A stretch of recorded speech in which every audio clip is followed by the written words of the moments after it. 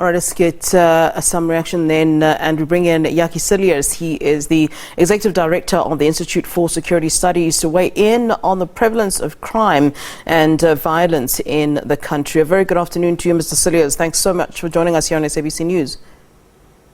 Thank you for inviting me. You're most welcome. Looking at the recent shooting incidents, it's safe to say really that South Africa is becoming somewhat of a lawless society, and I think perhaps it is time to admit that there's something fundamentally wrong in our country. What is your reaction as we weigh in on these two separate but similar crimes? So the evidence that we see is the culmination of a series of developments over lots of time.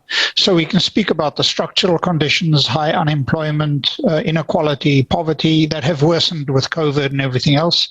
We can speak about the inability of government to hold people to account. And we can speak about the extent to which South Africa is becoming increasingly violent. There's a little doubt that crime in the country is on the increase. It's been on the increase for about a decade and a half, 2 decades. But prior to that, South Africa was able to get on top of its crime situation. I think it was around 2011, 2012 when we saw the lowest murder rates in South Africa. It had come down quite significantly over time, which showed that with dedicated effort, it is possible to change things. But what we need is to go back to the fundamentals of managing our security systems more effectively. People don't feel that they will be held accountable, that they will be caught. And the result is a momentum that is built up in our society, that anything goes. And that, of course, goes back to the lack of accountability that we so often see. That's become a hallmark of South Africa, and that starts at the political level. So then you would agree with the FF Plus. We just spoke to them a short while ago, and the FF Plus leader saying that the criminals are no longer fearful, and that's adding to the issue, and that the blame should really be on the criminal justice system, and in particular police and the Justice Department. Is that where you'd also then be putting the blame? I think their remarks were well considered, and I think there's a lot of truth in that. But we must ask ourselves the question, why has this been allowed to happen? And that the answer to that is essentially a political answer. And we can look at the way in the quality and the ministers of police that have been deployed to run the Department of Safety and Security over many years. We can look at the successive Director Generals or heads of the police that have been appointed. Many of them ended up having to have suspended. They weren't permanent. We now have, I think, the second permanent appointment in something like 2 decades. So yes, we can blame the Department of Safety and Security, we can blame the police, but I don't think that's really where the problem lies. The problem lies in the political management that we've seen and the way in which political appointees, particularly starting with Jakkie Cilliers, who did a tremendous amount of damage to the police, were parachuted in, mismanaged the police, and then the subsequent comedy of the one head of the police, national commissioner after the other, the one minister after the other, none of them are really held to account. We now have a permanent head, a permanent national commissioner, and if he's left alone and given the support to fix the basics within the police, that will help. We must always remember that crime is a minority. It's a small group of criminals who organize things.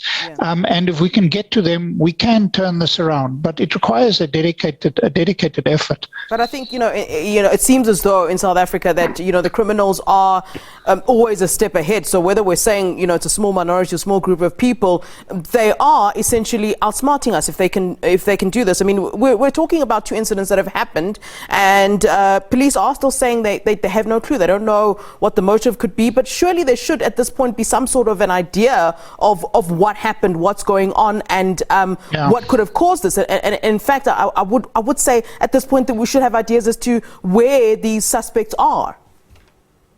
Exactly. I fully agree with you. But where does the main source of illegal arms in South Africa? It's the police. Yeah. Numerous books have been written about the extent to which arms in South Africa, illegal arms, really come from the police, because we don't have an effective system of our armories, and the police are not managed. We don't. Why can't we determine what has happened? Because the forensics department doesn't work, and these are all due to poor management, and that is the result, to a large extent, of cadre deployment, about how the police have been mismanaged. Money is not the problem with the police.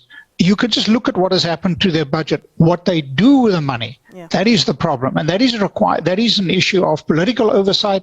It is oversight by Parliament, or the lack thereof, but it is really getting, in a sense, going back to the basics. What we have at the moment is we have theatre policing.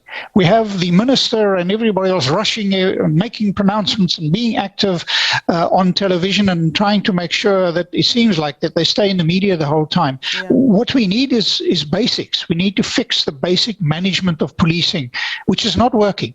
It's been broken. It's been broken for about a decade, and it's going to take time and effort, and it's going to take it is a slow process of fixing the way in which we operate the police. We have a huge police force, hugely top heavy, nationally focused, but the results that we get, that is focused on visible policing. What we should be focusing on is crime detection. Yeah. It is making sure that every case is investigated, that the system of forensics and the detectives work. None of those systems work. Therefore, there's a sense of impunity in South Africa. And this is not rocket science. This is basic management stuff that has to be fixed. It takes time. We now have a permanent national commissioner. I hope that the minister leaves him alone, that he can get on with his job, because that has not been the case until recently. I must say, Mr. Cilliers, I'm glad you raised the issue of guns and issues around gun laws. It's not one that's necessarily prominent in South Africa, given that, I don't know if we have, these particular situations where we've seen in America where, gunmen sort of enter and start shooting randomly. Are we then getting to a point where we'd have to now sit down and really start to have these serious conversations around our gun laws before it becomes a trend, before we have the kind of situation that the US is now dealing with? Gun laws are not the problem. It is the application of the gun laws that is the problem, because they are not applied. Some years ago, 15 years ago, if I remember correctly, the Institute helped to develop South Africa's gun laws. We had very loose restrictions. Yeah. Our gun laws in South Africa are quite tight if they are applied, but they are not applied. Nobody is held to account. I say again, remember where the majority of weapons in South Africa come from. They come from weapons from the police, because policemen and women sell the weapons.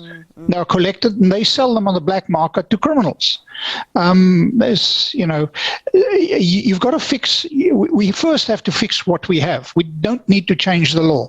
We have this idea in South Africa that legislation or policy will fix things. It is perhaps true, but what we first need to do is to apply the existing laws and to implement what we have said. We are not doing that.